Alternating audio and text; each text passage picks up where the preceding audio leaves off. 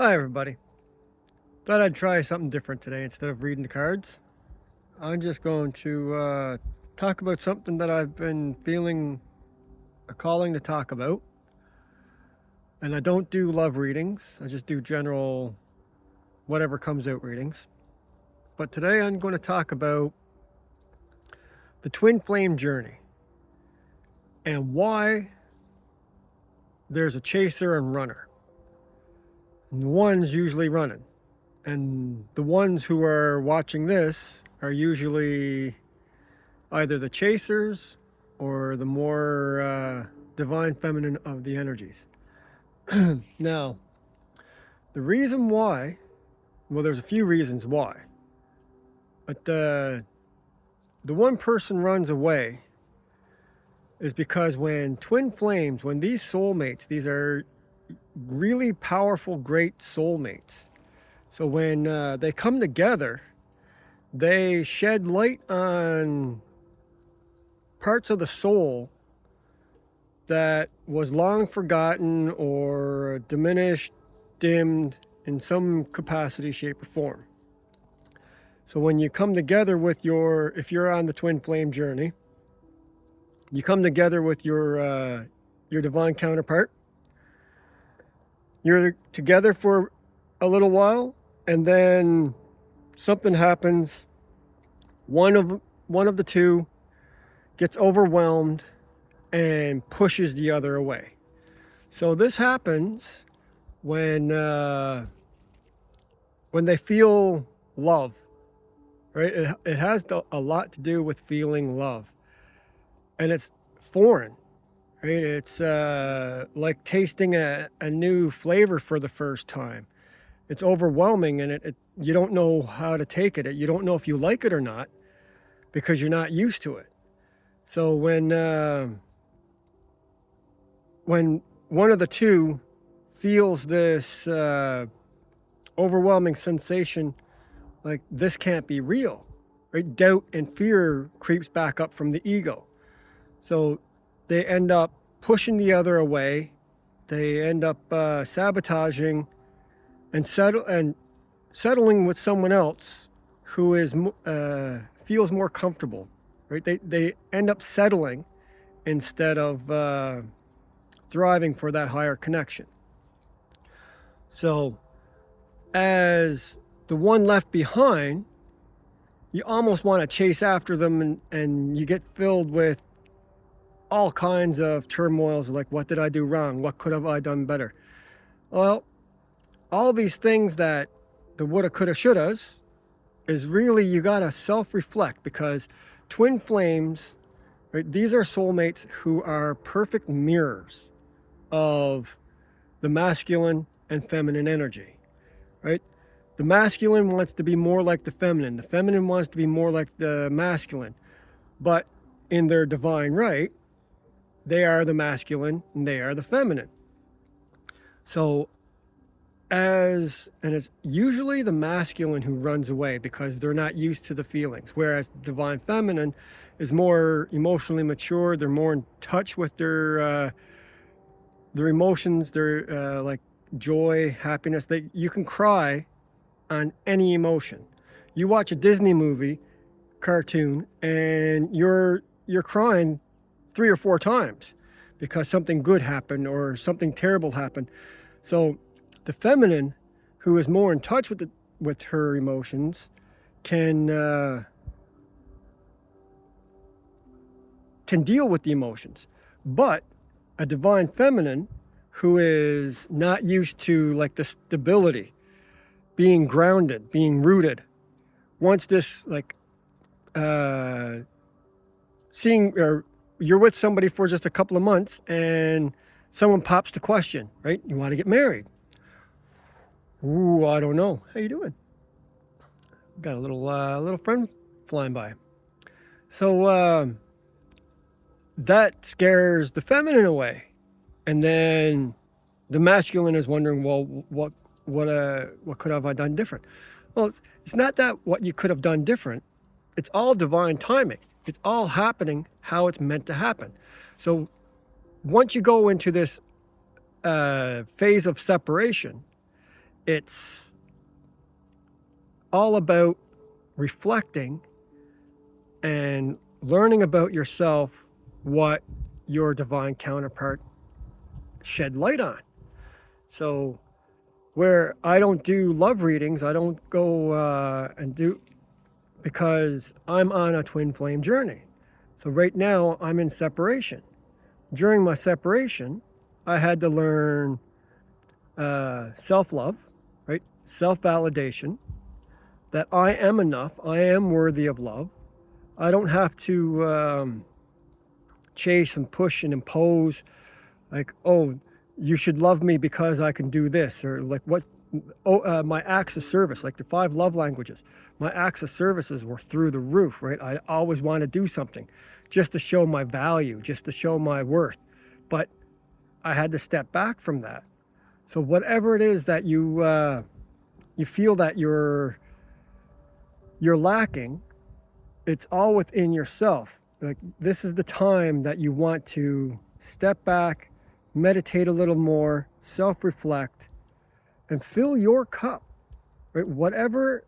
In whatever area it may be, right? If it's like another one, I don't care too much for material possessions. I don't care too much for money. I don't like finances, right? But in my time of separation, I have understood and acknowledged the importance of a good, stable financial backing, like what it does and what it creates, and how the security it holds.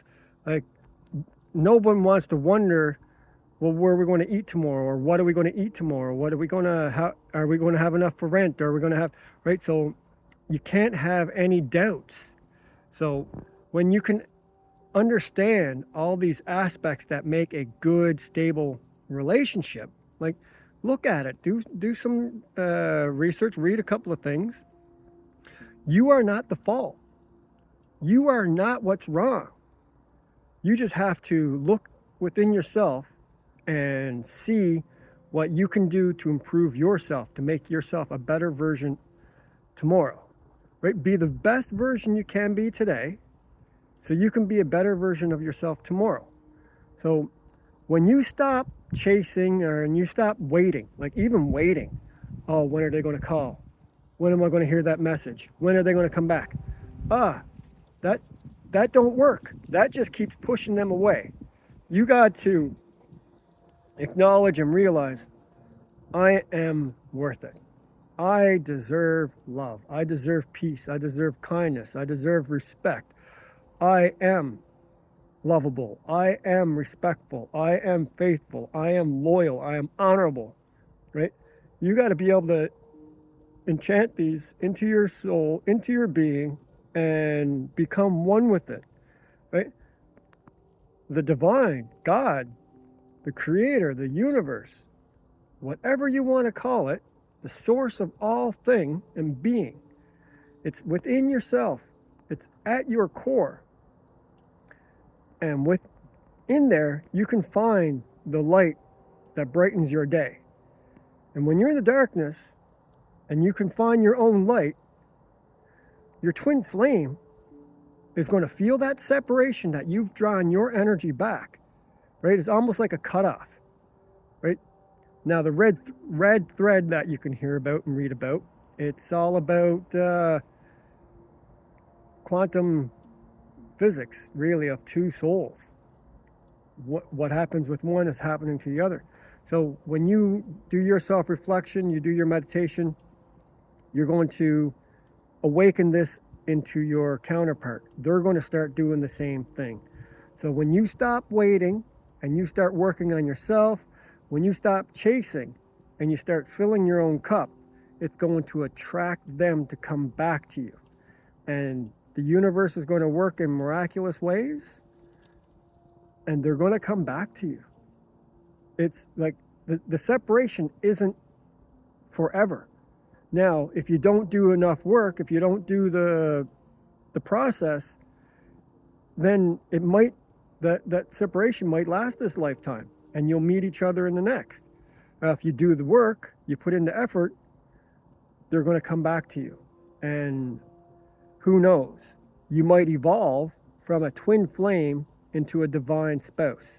And a divine spouse, 1010, is a whole nother level, right? There's no struggle, there's no doubts, all that's been taken care of. So this could be the same person, or a new person could come in, and you both have learned the lessons from the past. So your past twin flame might have been just someone to flick that light on, right? Shine that light onto the things that you needed to acknowledge and work on. So now you can move ahead.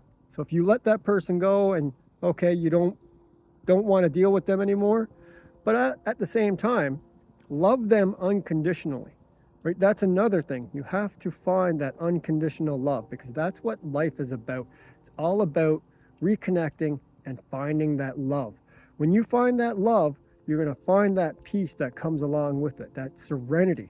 It's a miraculous feeling, right? I love the ground that I walk on. I love the trees that are around me. I love the sky that's above me. I love the sun for shining down on me. I love the clothes that's on my body. I love the beads that I wear. I love the water I drink. I love the food I eat. It's all part of it. So when you find that unconditional love, you're going to attract love.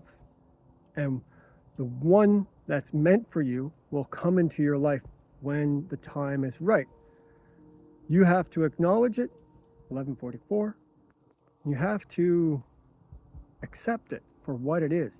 It is a beautiful thing. It's a beautiful process. But if you're on this twin flame journey, your life has not been easy. Not at all. Right? Because it's not for the faint of heart. It's for the strong. It's for those who signed on to this life saying, yeah, I can do this. Right? Okay. So God splits your atom in two, and you become a feminine and masculine, and he sends it down, and you're one and they're the other. You come back together, and when you're together, you're a greater whole. But right now, you have to work on yourself to love yourself. And that's why the separation happens. You have something the light shine on your soul, and awakens, and it scares you. You run away because you got to figure it out. You might go on to different relationships. You might go on into a period of solitude, whatever it may be. But you have to work on yourself to figure it all out. And once you figure it out, you become more whole, a complete part of that divine feminine, divine masculine. So the twin flame journey, even though it's a rough course, right?